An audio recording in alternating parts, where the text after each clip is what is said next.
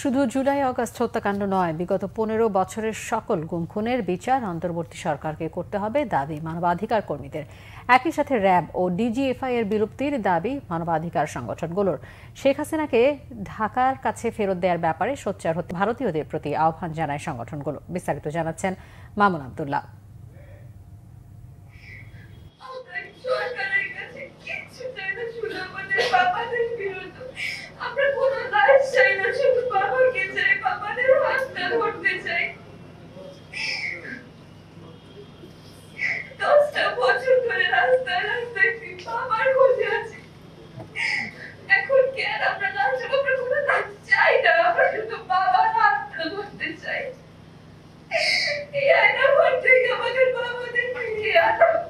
পাঁচ অগাস্ট গণঅভ্যুত্থানের পর সন্ধান মিলেছে বহুল আলোচিত আয়নাঘরের, তবে এখনো ফিরে পাওয়া হলো না প্রিয় বাবাকে।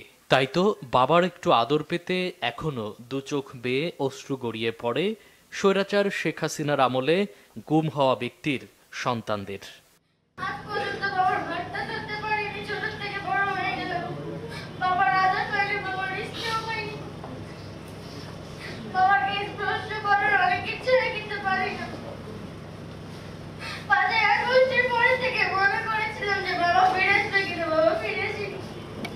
জাতীয় প্রেস ক্লাবে মায়ের ডাক আয়োজিত সংবাদ সম্মেলন উঠে আসে স্বজন হারানোদের আকুতি।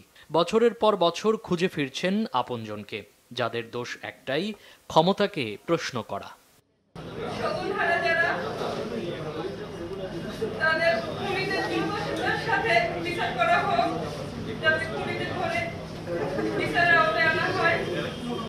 ফিরে আসা ভুক্তভোগীদের দাবি, এসব ছবির থেকেও আরো বহুগুণ ভয়াবহ সেসব টর্চার সেল। গুম হওয়া ব্যক্তিদের কারো কারো জীবিত হয়ে ফিরে আসাকেই বিস্ময়কর মনে করছেন অনেকে। হাতে গোনা কয়েকজন, 10-15 জন, 20 জন নাম আসলো। এক একটা লোক গুম অপরাধের ক্ষেত্রে 80 থেকে 100 জন লোক জড়িত। ফর্মা আছে, সোর্স আছে, রাজনীতিক, সামাজিক, পলিটিক্যাল, ব্যবসায়ী অনেকগুলো লোক ইনভলভ। তারপরে উপযুক্ত কর্মকর্তা যাইয়ে একটা লোককে আপনারা অপরাধ করা হয়। এ সময় মানবাধিকার কর্মীরা অন্তর্বর্তী সরকারকে স্মরণ করিয়ে দেন, ফ্যাসিস্ট আওয়ামী লীগ শুধু জুলাই অগাস্টেই হত্যাযজ্ঞ চালায়নি। শেখ হাসিনাকে বাংলাদেশের কাছে ফেরত দিতে সোচ্চার হওয়ার জন্য ভারতীয়দের প্রতিও আহ্বান জানিয়েছেন মানবাধিকার কর্মীরা। যে জাতিসংঘকে তার যে ফ্যাক্ট-ফাইন্ডিং মিশন সেটা এক্সটেন্ড করতে বলা হোক, এটা বাংলাদেশ সরকার থেকে বলতে পারে। টর্চার বা নির্যাতনের মধ্য দিয়ে যারা আহত নিহত হয়েছেন, এই সংক্রান্ত বিষয়গুলো জুলাইয়ের বাইরে খুব আলাপ আলোচনা দেখা যাচ্ছে। নাগরিকদের দিক থেকেও দেখা যাচ্ছে না, আমাদের সেই দায়ে আমাদের ব্যর্থতা আছে, এবং একই সাথে দেখা যাচ্ছে যে রাষ্ট্রীয় পর্যায়েও সেটার কোনো নির্দেশনা বা আলাপ আলোচনা নাই। প্রতিটা গুমের আলাদা তদন্তের দাবি তুলেন ভুক্তভোগী এবং তাদের পরিবার ও মানবাধিকার কর্মীরা।